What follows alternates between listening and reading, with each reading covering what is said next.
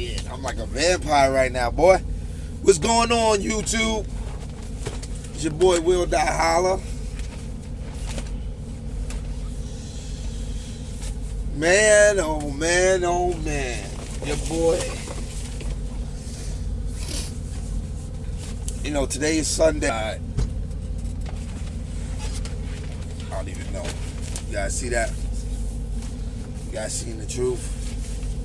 This kind of goes with the video I put up the other day about that. Well, I didn't put it up yet, but you know, I'm gonna put it up with, you know, about when unexpected things go down. You know what I mean?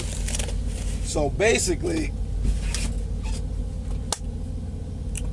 you know, I got caught out there, man. I told you guys, you know, I got caught up at the shipper. It turned out that I was up last night for yesterday for 24 hours. Due to, you know, the shipper holding me over. Got up in the morning and they didn't load me they didn't get me out of there. I got up at 6 a.m. in the morning. They didn't get me out of there at 7. So, you know, I basically, you know, I got to drop the hook. And my fleet manager just looked out for it, brother, man. Like I'm telling you, like, you know, I got this dropping hook.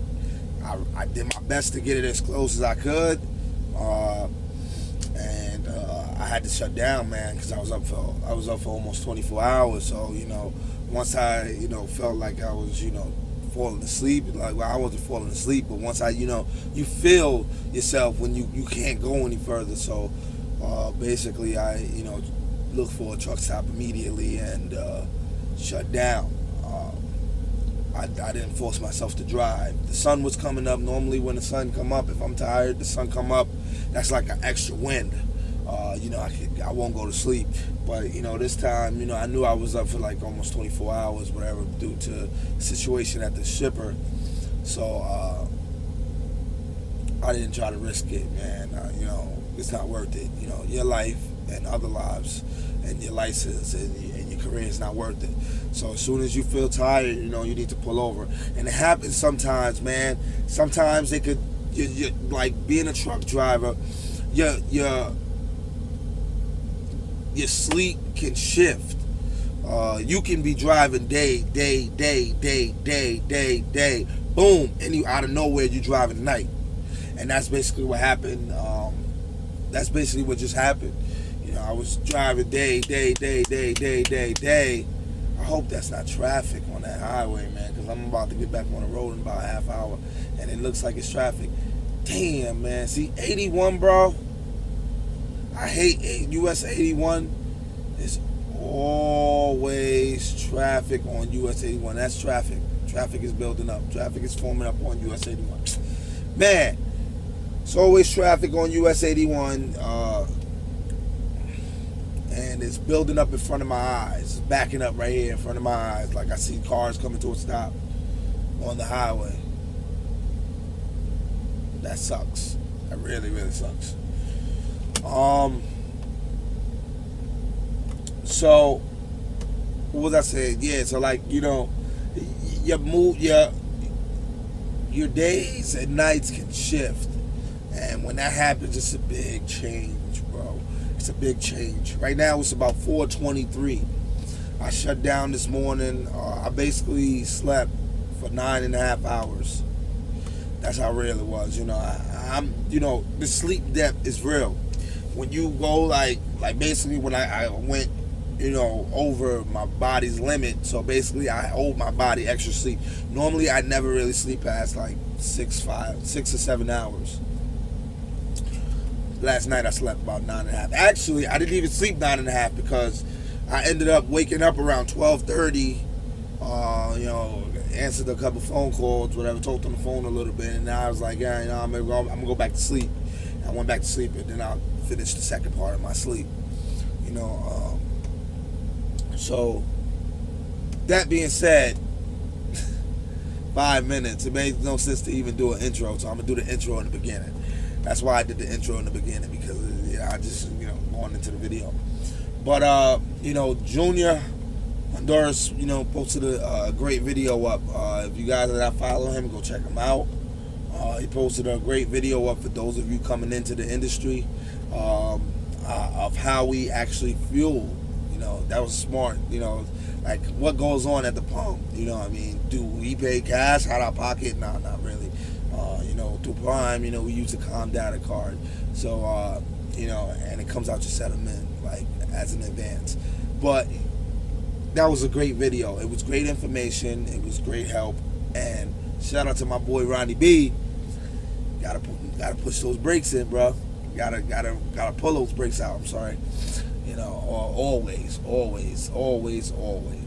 But, you know, with that story being said, you know, it reminded me of a story that I tried to put up on. I did a live feed, but for some reason that day it wasn't going through. So, you know, I didn't get a chance to do it. You know, well, I did it, but it didn't go through. But so let's get into that. Look, there go the intro. Let's get into that. So what happened was, one day, you know, I pulled into a Flying J. This is my first mistake that I made. You know, out here. You know, as in my as you would call it, my career. This is the first mistake I made. Basically, I pull into a Flying J. Start to pump up fuel. Put the fuel hose in my driver's side, put the fuel hose in my passenger side. Start pumping fuel. I get to the desired amount that I wanted. I shut the hose, I shut the pump off. So I'm on my, you gotta shut the pump off on your driver's side. Once you shut the pump off on your driver's side, it automatically shuts the pump off on your passenger side. So I shut the pump off on my driver's side. I gotta fill up my fuel, my truck diesel. I gotta fill up my the DEF, which is DEF, and I gotta fill up my reefer. So I shut the pump off, take the hose out, put it back on the pump, and I put the DEF hose onto the pump. Now when doing this, I start to pump the DEF. Now I'm pumping the DEF. Now for some reason this DEF pump was broke. The clicker wouldn't hold, so you know I had to hold it manually. And man, if you guys know, you know DEF pumps really slow. So I'm sitting there for about 10 minutes filling this thing up. I'm so frustrated about it. I take the DEF hose out. I put the DEF back on the pump. Get in the truck, pull off to fill up my reefer. So I'm filling up my reefer. No problem. Fill up my reefer. Pull up to the pull-up line. Walk inside the Flying J. I use the bathroom.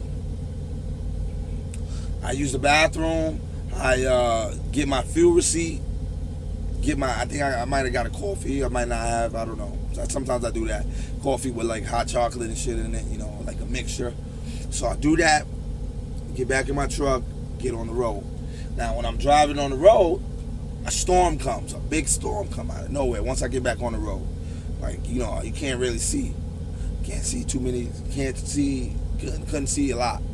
So I'm driving for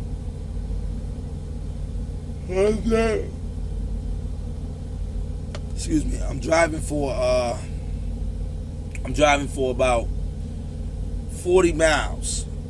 The storm goes down. The storm goes away. I'm driving another prime driver. I'm passing another prime driver. So as I'm passing this prime driver, my CB radio come on.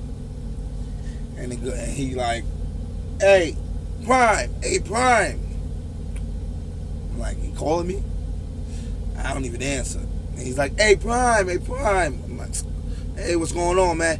He's like, hey, Prime, you got a fuel hose sticking out the side of your passenger side. I said, what? And then all of a sudden I remember. I never went to the fucking passenger side to pull out the fuel hose. I drove off with the fuel hose. Not only that, I drove about 40 miles with it through a storm and everything. So the moral of this story is when you at this fuel pump, oh, he got. He tried to circle around and get this parking spot. My man just came in and took his spot. Dude just drove like this around to get the parking spot on the right side of me.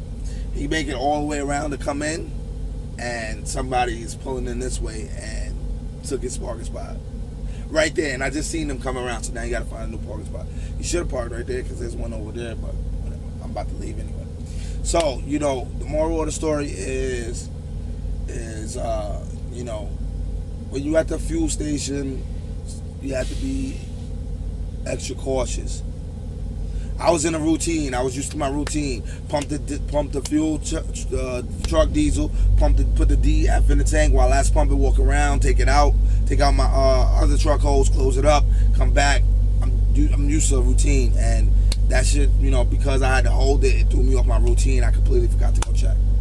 So basically, what happened is, you know, as I'm over there, right as I pulled over, safety called me, and they like, oh, I was like, oh, let me guess, this is about the fuel hose hanging out the side of my tank. She's like, yeah, you know, whatever. She's like, what Flying J you was at? I told her what Flying J. She called the Flying J, let them know that I had the pump. She called me back. She was like, listen, they told me you could throw it in any dumpster or whatever. Put it in the garbage bag, put it in your truck, and then, you know, when you get a chance, just throw it away. They're gonna send us a bill for it, and you gotta pay it, basically. Don't worry about it. Worse things like this happen. I was all like, damn, man, I'm really messed up. She's like, believe it or not, drivers do way worse. So, you know, like, you gotta be cautious when you're at that fuel island. Gotta be cautious. I even seen a guy knock over one of the big cylinder